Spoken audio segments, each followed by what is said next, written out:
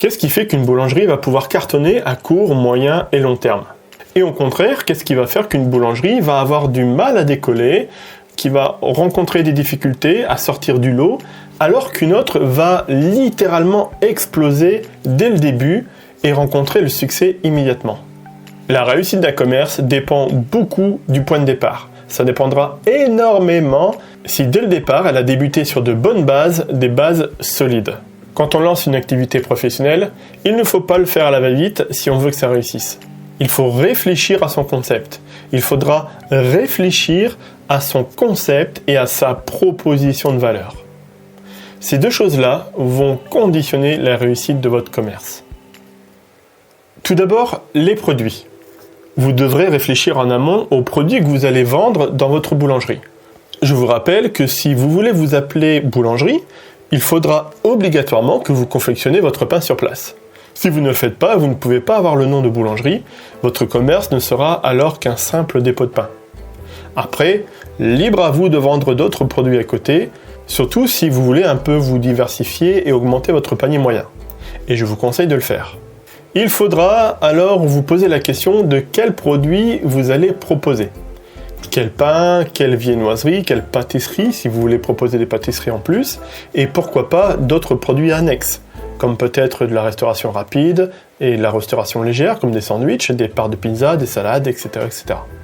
Une fois que c'est fait, il faudra passer à l'étape suivante, car vous imaginez bien que faire cette liste ne sera pas suffisant pour attirer les clients. Pour vraiment percer avec votre boulangerie, il faudra rajouter quelque chose de plus à votre commerce. Il faudra trouver un moyen pour vous démarquer, encore plus si vous avez de la concurrence aux alentours. Au-delà de la qualité des produits que vous allez proposer, car oui, si vous faites des produits meilleurs que le voisin, certes, ça va vous aider grandement à avoir plus de clients sur le long terme, mais bien souvent, et surtout au début, ça ne sera pas suffisant pour faire venir le client. Car si le client ne vient pas de lui-même, il ne pourra pas se rendre compte que votre pain est meilleur que celui du voisin. Il faudra donc l'attirer autrement. Et pour ça, il faudra se montrer original et surtout unique. Posez-vous les bonnes questions. Qu'est-ce qui fait votre valeur ajoutée? Comment allez-vous vous différencier de la concurrence? Qu'est-ce que vous mettrez en avant dans votre communication? Tout ça, ce sont des questions importantes qui vous serviront à vous démarquer et qui feront que les clients seront tentés de venir chez vous. Par exemple, et c'est ce qui marche le mieux pour une boulangerie, c'est de créer un produit unique, un produit phare. Peut-être un produit lié à votre région que vous êtes le seul à proposer de cette manière-là, avec une recette particulière ou avec un design, un visuel très particulier.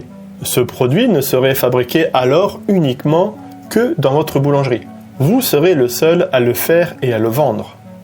Ce produit serait assez particulier pour faire déplacer les clients curieux vers votre commerce. Et ce produit sera l'objet du bouche à oreille qui fera venir d'autres clients. Ce produit pourra même devenir votre marque de fabrique, peut-être même le sujet de votre logo. Bref, vous devez avoir quelque chose d'unique qui fera que les clients viendront plutôt chez vous pour ça, pour la découverte et pour l'expérience. Et après, si la qualité des produits est au rendez-vous, ils reviendront tout seuls d'eux-mêmes. C'est comme ça que vous vous démarquerez de la concurrence et que votre boulangerie pourra avoir de bons résultats. Voilà ce que je voulais vous dire sur le concept de votre boulangerie. C'est un travail à faire en amont, à bien réfléchir, car il y a une vraie stratégie qui est nécessaire de mettre en place. Après, il faudra jouer sur la communication, mettre en place une vraie stratégie de communication et utiliser les outils que vous avez à disposition. En parlant de ces outils, je ne vous cache pas que le meilleur outil que vous avez, c'est bien sûr Internet. Non seulement vous pouvez capter grâce à Internet un nombre important de personnes, des clients potentiels de partout, mais surtout grâce à Internet, ça n'a jamais été aussi facile et rapide de communiquer et d'être visible. Le tout, c'est de savoir comment faire et comment bien le faire. Justement, si vous voulez aller plus loin sur ce sujet, si vous voulez des conseils pour être plus visible, pour gagner plus de clients ou pour mieux communiquer sur Internet, vous pouvez recevoir ça en cliquant sur le lien dans la description en bas de la vidéo. En plus, c'est gratuit, donc n'hésitez pas. Voilà, je vous laisse aller voir ça. Moi, je vous souhaite maintenant une très bonne journée et je vous dis à bientôt.